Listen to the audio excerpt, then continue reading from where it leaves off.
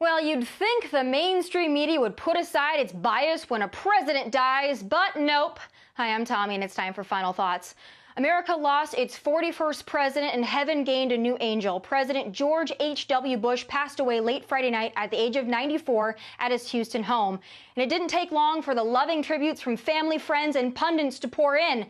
Heck, even Hillary Clinton had something nice to say. But it also didn't take long for the Associated Press to make complete fools of themselves with a series of tweets that were less loving and more rude, like this one.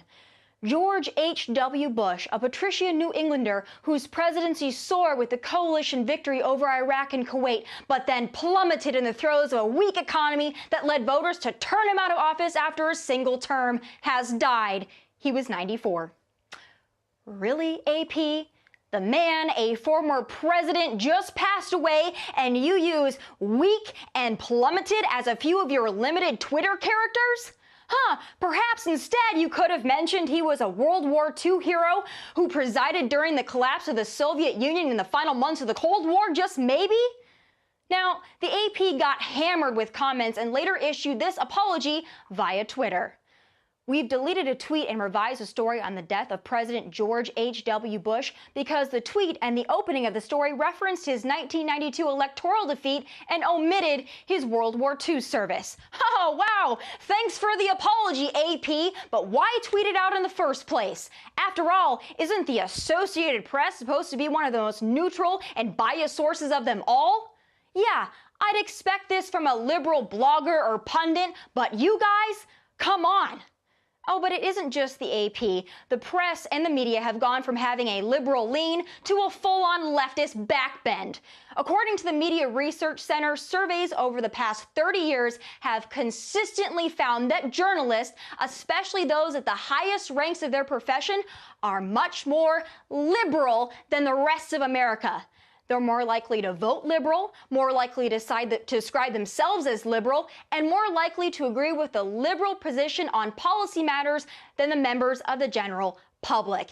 Yeah, that's a problem. And when it comes to President Trump, the problem is even worse. Researchers at the Media Research Center viewed over 1,000 evening news stories about the Trump White House on ABC, CBS, and NBC from June 1st to September 30th. That's the equivalent of about 32.7 hours of coverage. And what did they find? 92% negative coverage of our president. And we all know it's even worse when it comes to social media. Twitter CEO Jack Dorsey admitted his company is more left-leaning. And when it comes to Facebook and Instagram, don't even get me started. Point is this, the AP's coverage of President George H.W. Bush's death wasn't just an accident in poor taste, a whoopsies.